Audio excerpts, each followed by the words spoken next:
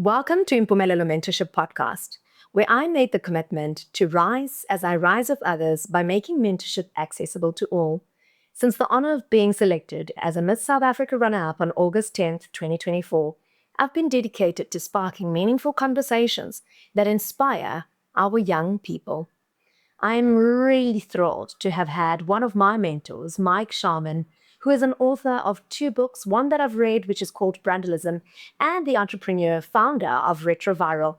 Mike shares his journey, insights, and expertise in branding, community building, and diversifying as an individual. So, listen in on this inspiring conversation. Mike, welcome. Thank you. Thanks for having me. You are exceptional. You've been doing so amazing. I know I met you about 3 years ago when I just moved into a executive assistant role at the Zebra. And I was working closely with AB Mokhatswane. And he had said, there's a gent I know who can come and speak to us and he can showcase his book, which is For Dazzle Day. For Dazzle Day. And the book is called Brandalism. I mean, there was another book. This is your second book, but we won't talk about that one yet. Yeah, that one. And Mike, I thought you were exceptional in that stage, right? I knew that you have your own business called Retroviral, but I didn't really know your story. Who are you? What are you about? I know you like the marketing guru, Thank you. the brand guru, Thank you. the digital communications guru, but you can just, enlighten us about your life, your journey.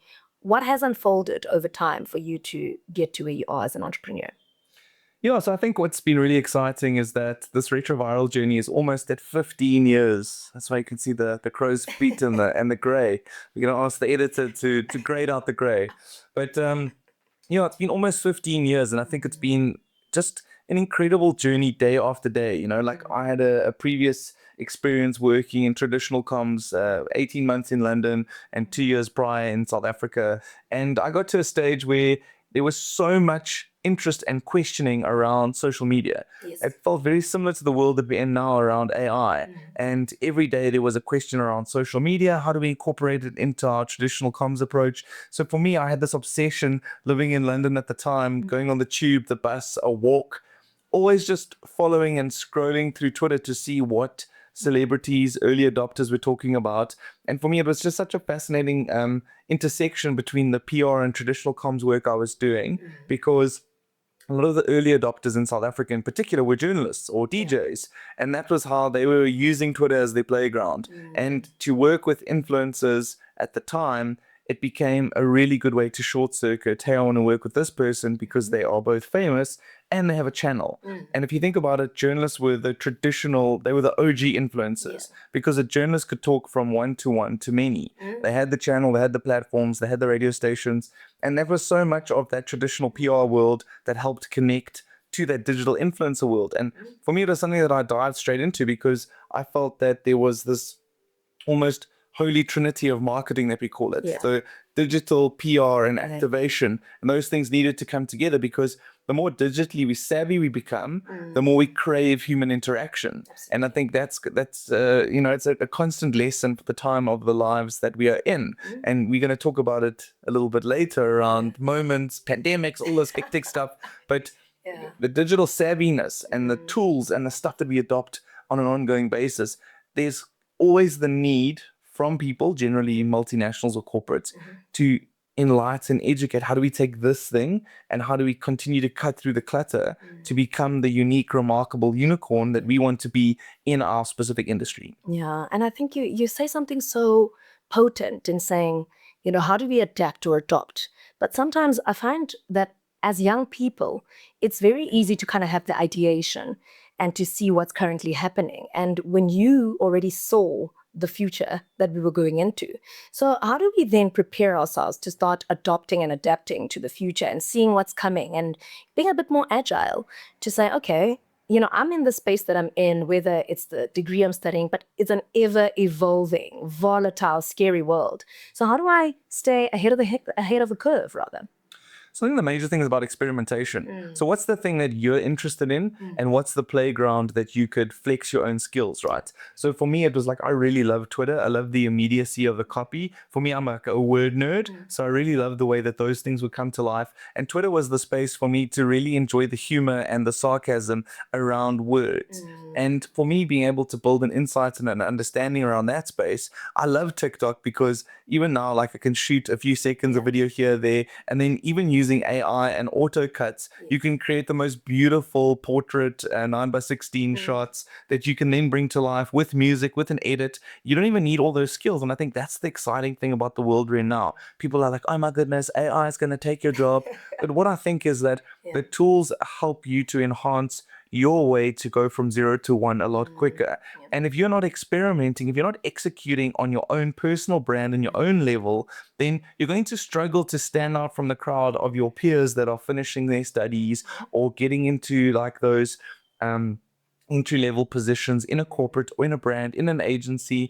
And it's always about how can you experiment to educate those around you. And if your heart is set with the intention of educating peers and clients, like you'll be able to stand out from the crowd. Yeah, absolutely. And I think, Mike, standing out from the crowd is one thing. And you've got to find that distinctiveness about you. What makes you different? What is the new thing that you're going in for? But sometimes I feel, as the youth, we kind of want to find that now, immediately.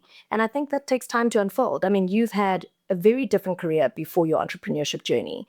And I'd like you to just deep dive into that. Like what is that perspective, that shift, that unknown that you went into at some point? What was that journey like? So for me, I think I was fortunate because I had a bit of an idea of what I wanted to study. And, obviously I was privileged that I was able to go and get a tertiary education. And so for me, I spoke to an LO teacher at the time, and she kind of steered me to getting an undergrad in marketing. And I found a degree that had a mixture of business subjects, also had things like audio visual, so for script writing. And then I even did a minor in politics because I was quite interested in that side of things. Okay. And for me, going on this journey, I got to dabble and be exposed to different elements of business. But the reality is we don't know what we don't know as we go into university. School doesn't equip us for the type of jobs and the opportunities that exist out there. And for me, I always had this thing about experimenting with other people's money, like get that first job, just start somewhere. If you're the intern, if you're the person who's like really at the bottom of the ladder, like where can you shoot your shot to get your opportunity? And that might be a 6-month journey or a 12-month journey. When we're young, that feels like an eternity, 6 or 12 months, right? But I think the more and more you spend experimenting and just showing up, you're exposed to so many different things. I like the idea of working in small business or startup as your first thing because you can sponge and you can get access to everyone who, the person who makes the tea, and sometimes the person who makes the tea is the CEO. So for me, I like the idea of small environments, sponging, being able to show up and bite off more than you can chew. And in today's day and age, like you can research practically anything. If you don't know something, just put up your hand and say, I don't know, but I'll figure it out. Or say, I'm on my way to figuring this thing out. People love in those positions of small business C-suite, they love being able to have access to people who are yes people and people who aren't going to BS them. Like if I can't do it, I'll put my hand up and say, hey, I really tried and I couldn't do it. I'm not going to waste any money on doing this. I thought I could figure it out. But show up as your like most willing self because you can't put passion on the CV and you can't put intuition and also critical thought. I think we've lost a lot of critical thought from the education system. People don't know how to interrogate. Now there's more and more deep fakes, fake news, AI, all these things. If you can critically analyze something, you will add so much more value to whether it's your employer or your own startup. Yeah, I think that's so valuable. I think it's about time that we shift the way of thinking and really, really interrogate it. I think the world is just moving so fast. There's a lot of fake news, like you say. And it brings me to the question of, like going into entrepreneurship can also be very daunting. You don't know what's on the other side, but you've got to be the risk taker, right? It only takes a certain few people to go into that direction. And I just wonder, you might have experienced some challenges, and we had a very hard time. Earlier on, you mentioned we had COVID. There's lots of uncertainty. You've got people in your environment, and to bring that confidant in them, for them to trust you as the CEO, to trust you as the person who's already got the plan B, that could also be quite a daunting journey. So how do you then navigate this industry of complexities. And earlier on, you also touched on just leveraging on resources. Did you have certain allies that you kind of potentially also depended on during that time? So, entrepreneurship, the P is sometimes interchangeable with a T, because it can be hard, right? It can be difficult.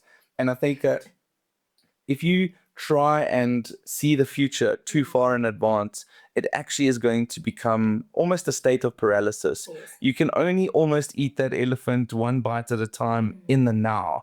And each day of entrepreneurship prepares you for the future days of bigger, more difficult challenges to take on. It's like the final boss in video games, right? Like you can't attempt to tackle the final boss on day one. Yes. And I think so many of us, we are wanting to thrive. We're wanting to get to that space where we're not ready for it yet. Absolutely. And I think that entrepreneurship is a journey that it is fraught with chaos. It's fraught with challenges. And, it takes the average SME in South Africa like 1,000 days to break even, if they even survive. And I think that there's a huge amount of levels that you don't realize. And fortunately, I think for the entrepreneurs out there, a lot of them do have that swagger, swank, and they're like, get to a space that they're like, I'm just going to make it happen. And I think it's this bloody mindedness and the determination that sees so many of these ventures actually make it, when on the writing of it all, on the writing on the walls, none of these people should have made it. Yeah. And I think what's great about the journey is that it's super organic, and you meet different people every day. Our wife talks about your network being your net worth. Currency, your network. Yeah. And I think that in South Africa, we are quite fortunate because we are actually never more than 1 or 2 degrees of separation from anybody. Yeah. And you've seen in your own journey, most people are willing to have a coffee with you, spend 15 minutes on a speed date to give you some of their time, because most people are busy, but they are willing to give because someone's had a give and take in any form of their journey, right? And I think when you and I first met, the same thing as well. Like we made time for each other, there was no agenda, and then just going out and like actually realizing that there are potential upsides for everyone. I mean, we spoke about it off air, talking about the links to people like Impumelelo Maduna, how that spawned into some work for me, which then has spawned into some international work, because these opportunities, these serendipitous moments, they aren't hoodoo or like foo-foo kind of things. Like they actually exist, right? Absolutely. And I think that when you give yourself and you give of your time, like the universe actually does deliver some upside for you off the back of that. And I think that no matter what your journey is, no what you're trying to achieve, entrepreneurship gets glamorized, entrepreneur, like in the whole French fight. But the reality is that entrepreneurship can be sexy as a white collar solution, as an app, as some kind of SaaS product, or maybe you want to be the best version of your plumbing self. Maybe you want to be an electrician. Like there's so much value within a trade, and the trade can offer you from an entrepreneurship point of view, that I think, what is your thing that really gets you out of bed in the morning? For me, it's telling stories, it's entertaining my inner child, and ultimately staying relatively immature. Like that's the stuff that wakes me up at night. Like I say to my team, we're not doctors without borders. We're not saving lives. Like if we can't entertain, create humor, move with drama and emotion, like that's our thing that we make, and that's our lane that we play in, and everybody needs a something. So if your thing is making content for a living, great. But if your thing is unblocking toilets, and you can make a great success out of life from that, you can put food on the table, and you can be proud of yourself. Like these are all the extremes and the swings and roundabouts of the various levels of entrepreneurship. Yeah, sure. I love that.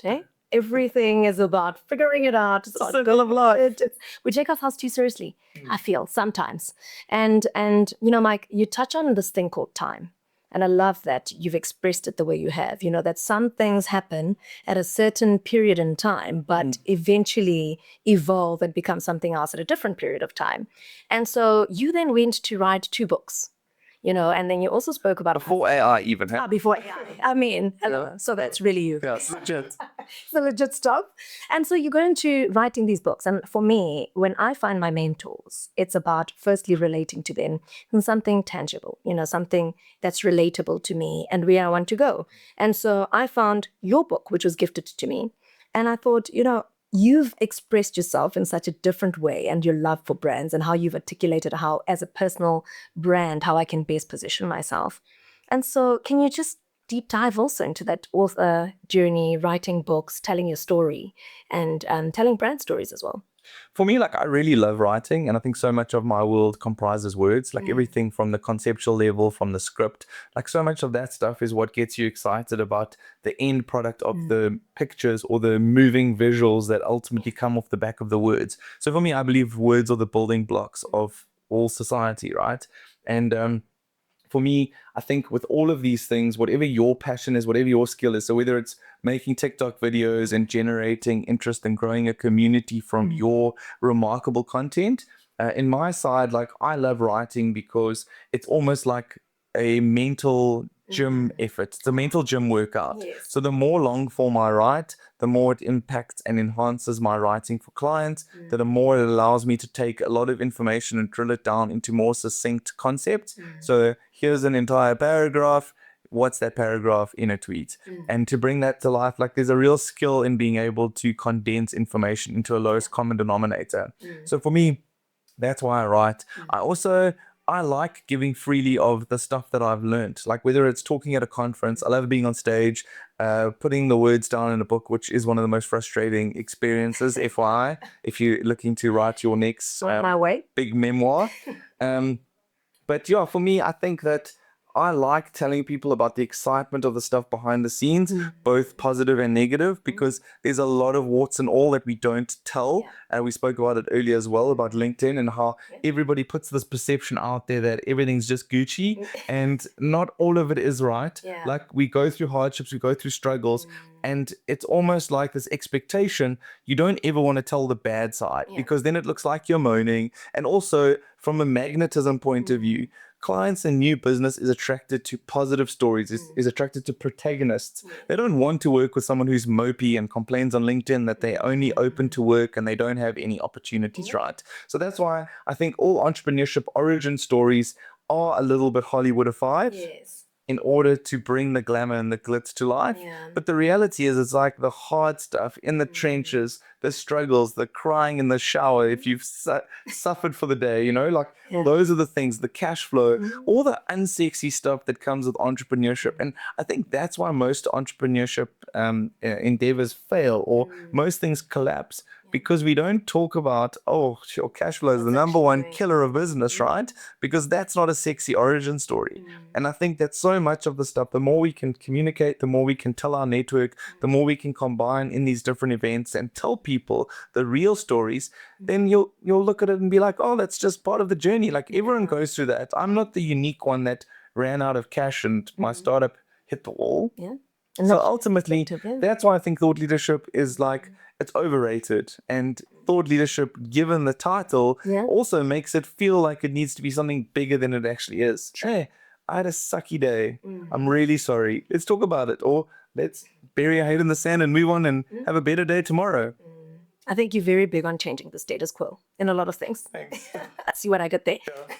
And Mike, it really is true. It's about us also just shaping the narrative. And I think from a broader scale as well, not just on entrepreneurship side, it's about us being the people who can be the emblem of hope in reality. And so for our growing youth and our growing individuals, we need to kind of find a way to inspire them in reality. But I do understand and I do relate to the story of pure authentic self. So how do we then show up as our purest authentic self without showing too much that could potentially be a deterrence to the direction that we want to go into, or to look like you're the person who is already a complainer, especially with our Gen Zs. There's a huge perception because of our age gap as well, that we may already go in and say, oh, my word, they complain. But maybe they're just standing their ground. Maybe it's just perspective. It's how we see things. How do we then shift that narrative in the world that we're living in on a broader scale?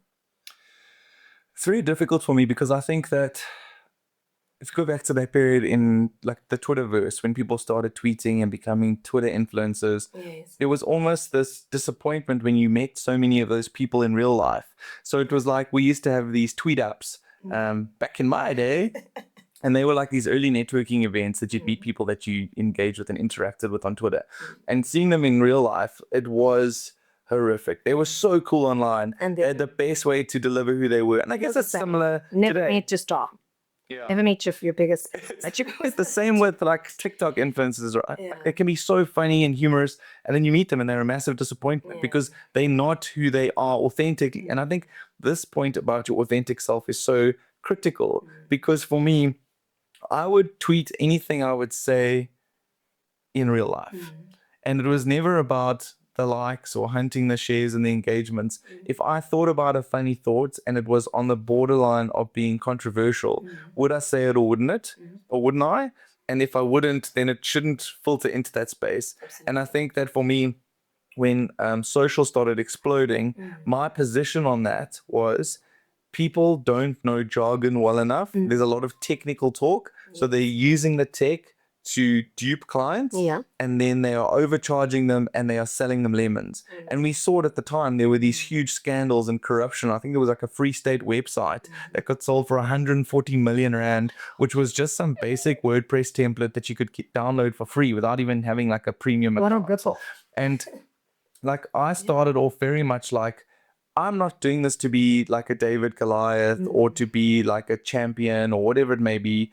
But I think that for me, it was about standing up and protecting the client so that they could trust me and then I could carry favor in order to do work with them again and again. And I think the experience that I had working both in London and then working in Joburg prior to that, like I'd worked on the Virgin Money credit card business for a while. And for me, what I learned about Branson at the time was like, he would always fight battles on fronts that he could not lose on. So like when Virgin Money came into South Africa, the credit card positive and negative interest rates, and then the withdrawal fees and no card fee. No card fee was a very important moat to build around that business because the big four at the time, they could never compete with that. They couldn't turn around and say, we're switching off no card fees. Even though in the UK and other established and kind of developed markets, that was a no-brainer to have no card fee. Our system here had relied on so much pocket money for those big banks that they couldn't turn off the card fee. So they immediately, Branson knew that here's an absolute war that he could fight on all fronts. And I remember the headline, the PR agency that I worked with at the time, Tribeca, they still have that framed, one of those like citizen street polls. And that thing says 60,000 new virgins. And that was the number in the first 6 weeks. And it just showed you like, being able to have 2 or 3 really strong key messages that you could hammer home, those things will allow you to really bring the story to life. And I think, going down this very long rabbit hole of like authentic self, I think there were moments that I took from each of these things to stand up for clients without bad mouthing the existing industry behemoths who were essentially making a quick buck off a new piece of tech. And I think that by being consistent, by turning down work that I couldn't deliver on or connecting people who were the right partners, I never had this selfish approach to business. And my wife talks about it, about the energy of money. For me, like if you are desperate, there's almost like this desperation odor. It's worse than it just goes soft. Exactly. Whereas you open your hands and you're willing to give and take, whether it's financial or whether it's like a mental, you ultimately are opening up yourself to these engagements and these opportunities. People will remember you for that stuff. People will remember the time you said, no, thanks, I'm not the right person for this, but I can introduce you to that person. Like, I believe so much of the stuff is like capitalist karma. Yes. I hear you. Sure. What a long-winded quick answer. But so strong. So long-winded. So important. And then Mike, in that long-winded response, you then speak about consistency. And you were intentional about saying, choose your focus. You've got, those 3 things that you. And that's hard because I've got I think undiagnosed adult ADHD. I think we all do. I mean, I was listening to a podcast and with Mal Robbins and they were talking about this ADHD being affiliated to a lot of other things, but there's also goodness with anxiety sometimes. You're preparing for something, you're anxious, but anyway, we're going on a tangent. You and I always do this. So it brings me back to consistency. And I can imagine it is hard. In my young years of 29, almost 30, I've started to see that it's very easy to digress from focusing on one thing because the world is big. There's so many nice things, and I can imagine that you would have had to reel it in quite often, especially in entrepreneurship. And I think it's an important time for us to be really realistic about the journey. Yes. And to talk about, what is that consistent focus and what is that niche that you would go into as a starting entrepreneur or someone who thinks entrepreneurship is for them. I mean, Nomdeni a few weeks ago in the episode we recorded had said, maybe it's just not for you. How do you even evaluate that? For me, like I always wanted to work for people first because I wanted to get some exposure to a landscape that I was unfamiliar with. And I think we come into the working world actually quite naive because school teaches you there are like 7 jobs in the whole world, whereas you realize that there's like 7 silos in one department of one corporate, right? True. And I think that working for someone first is invaluable because you get to realize very quickly what you don't know. You don't understand the ecosystem of so many different things. There's finance, there's product, there's place, there's all these different things, right? And I think that, for me, that's like, I think that was an important part of my journey. Also, then I had this hunger when I got to about 25, 26, where I was like, I know the answers to this stuff. These established OGs and doyens of an industry, they don't know it. They don't understand social. They don't understand how it plugs in. Like, I think that there's a gap for me in this space. And I think that entrepreneurship is very big bang. Like you've got expansion and contraction of ideas consistently. Yeah. And for me, when we started, like our hyper focus was around amplification. Like you couldn't buy YouTube ads, you couldn't buy Facebook ads, you couldn't buy any of the stuff. So there was a large reliance on word of mouth, and word of mouth sat in the sweet spot of PR and traditional media where I played. So those initial jobs with the likes of Nando's, with the likes of SAB brands like Miller at the time, like our job was really to create talkability around something that they were doing. So Nando's great at the ads, but now how do you get people to talk about the brand outside of just the ad? So we would create these bolt-on opportunities for, there was Last Dictator and there was this work with Mugabe. And then we said, well, let's talk about the people, 5 people living or dead that you would love to take to dinner. And then that linked back the dinner ritual of Nando's. And it created a whole bunch of talkability that then spilled over into other markets, other territories. The viral gods shine down on you and someone posts something. But ultimately, hyper focus for me is a superpower.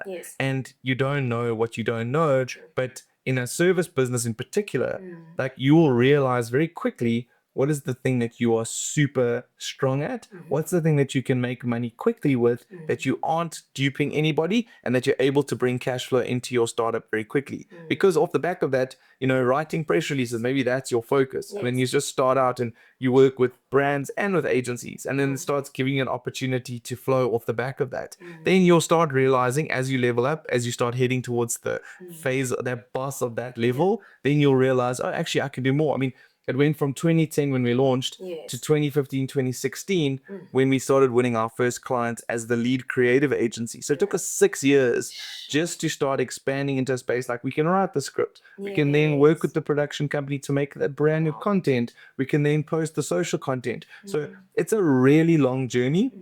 And I think from some of the research in this book or the other one, it was like the average entrepreneur is like 48 years old. So there is no rush on this journey. There's so much hard work. There's so much growing up. There's so much business acumen maturing that you need to go through as a youth. And for me, you don't have to personally mature. That's an optional.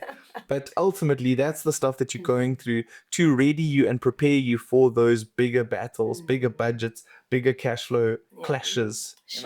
Sounds like a lot more like epic. Talking about spreadsheets as battles. Oh, that's so much fun. But I think ultimately, my greatest upside was learning how to speak spreadsheet, learning how to read management accounts, really like getting able to understand the minutiae of your business. When you start, unless you're a CA, you're generally going to be quite naive into all of the inner workings of a business. Absolutely. I've had a few fails here and there. We're still building, we're learning. It's a journey. That's it. And Mike, as we wrap up, 15 years later, I can really imagine there's been moments of giving up, moments of potentially taking the offer to sell, or to say, I've done my best and I'm handing over. But what's that determining factor that says, I'm not done yet, and the journey should continue, and I'm not giving up on this? Yeah, I mean, I'm fortunate because I've done a deal in the early days of the business, and there are extreme highs and extreme lows. And, there's the dopamine hits of like getting the headline in Business Day and people like being so stoked for you. But I think the reality is like there's something priceless and immeasurable about your freedom. And I think as hard as entrepreneurship is, you realize a state of freedom that you've never had before in any other space. And I mean, like now I can go and my kids are playing a sporting fixture. I can drop a function and I can just head to it. There's nobody owns me. And I think the more you continue on this journey, it becomes like a superpower because you realize how important your ownership of yourself is. You're not a slave to any system. You're not a slave to a timesheet. If someone is rude to you, you can honestly and legitimately stand up for yourself. If someone's rude to your staff, you can back them. And I think that ultimately, like, there's this level of zen that comes with this. And as I start heading, towards my mid-40s and beyond, I think that ultimately it's just like it's one of these things that you start hitting true nirvana the longer you've been on this journey. And that's why I think that if you can create something and you can build it, like try and build a legacy, like take that thing into the future. And look at David Ogilvy. He started Ogilvy when he was like 37, 38 years old. And now it's a brand that is the most popular advertising brand globally. It's still there today, his signature. And it's something that's outlived him. It's outlived his children. And like, that's a really cool thing. I mean, I think that there's so much excitement within something that, doesn't necessarily have to like go over and fall over into your kids, into their territory. But, the fact that people are still running a module, they're running a belief system, they're running a structure, they're running a culture that you started out in a garage, in a basement, in the back of a coffee shop or a co-working space. I love the garage. That's cool. I love the garage concept, just by the way. Obsessed. It might just be me at some point. It might just be me, start at home. Right? Why not? Like, thank you so much. Thank you. You've left us with so many nuggets of wisdom. I hope our young people can take this and soak it in. Future entrepreneurs, future developers, future tech gurus, they can use this information to really amplify their journey. Thank you so much, Mike. It's been so much. Exceptional. Thank you so much. You're a rock star.